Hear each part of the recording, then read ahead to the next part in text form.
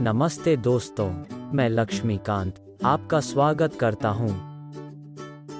Hello friends, I am Laxmikant and welcome to our channel.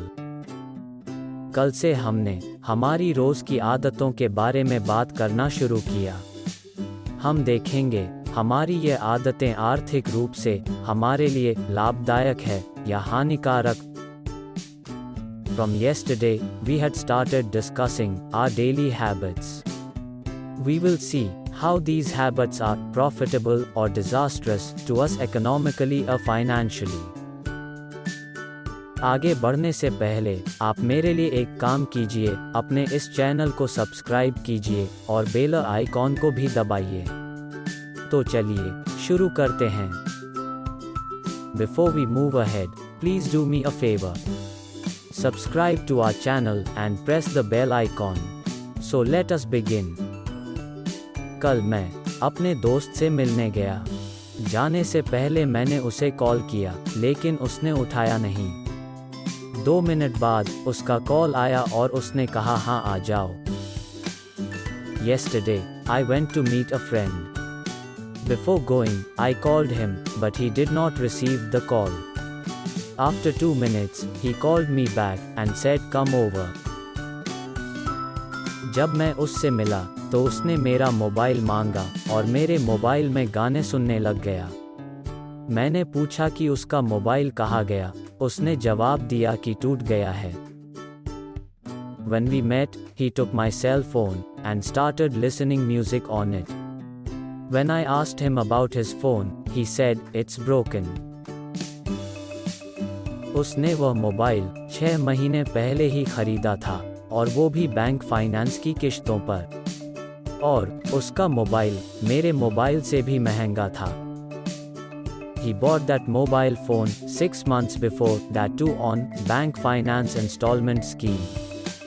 Even his mobile phone was expensive than mine. उसने कहा कि वो और ज़्यादा महंगा फ़ोन खरीदेगा, वो भी जल्द ही। He told me he will purchase a more expensive cell phone very soon. मुझे यह बात अजीब लगी क्योंकि मेरा दोस्त नाई का काम करता है और उसे इतने महंगे फ़ोन की क्या ज़रूरत। This was strange for me because my friend works as a barber and he obviously do not need that much expensive phone. लेकिन मुझे जल्द ही याद आया कि मेरा सिर्फ ये दोस्त ही ऐसा नहीं, और भी दोस्त हैं जो ऐसे ही फैसले लेते हैं। यहाँ तक कि मैंने खुद ने बहुत सी बार ऐसे निर्णय लिए हैं। तो सोचा आज हम इसी बात पर विचार करते हैं।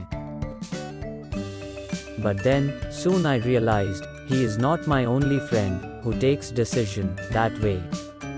There are many friends of mine who do things the same way. Even I myself had taken many decisions in this way. So I thought, let us talk on this habit and think over it. हमें नई वस्तुओं का पहले से ही आकर्षण होता है। इस आकर्षण से हमारे लिए वस्तुएं दिलचस्प हो जाती हैं। यहाँ पर 2 शब्दों पर ध्यान दीजिए, आकर्षण और दिलचस्प। We are always attracted towards new things. These new things gets interesting for us. Here, pay attention on 2 words, attract and interesting. अगर आप में भी यह आदत है, तो यह आदत आपके आर्थिक स्तर का विनाश कर देगी। If you are also having same habit, then this habit will destroy your economic or financial level. आपको यह पता होना चाहिए, वस्तुएं बनी हैं उपयोग करने के लिए, सिर्फ थोड़ा नहीं, पूरा उपायों में। You have to know that things are made for use. Not partial use but total use. अगर आप किसी वस्तु मूल्य या कीमत पूरी देते हैं, तो उस वस्तु का पूरा उपयोग भी आप ही को करना है। आपके ऐसा ना करने पर आपके पैसों का विनाश हो जाएगा जो आपने कीमत में दिए थे। If you pay the full money amount to buy a thing, then that thing must be properly and completely used. If this is not done, then the value of money you previously paid as price will get destroyed. यह बात उन वस्तुओं पर भी लागू है जिनका इस्तेमाल हम काम करते हैं. This concept is also applicable on those things which we use very little or seldom. मेरे ऐसे बहुत से दोस्त हैं जो एक दिन में 8 किलोमीटर का सफ़र भी नहीं करते और उन्होंने नई कार ले ली.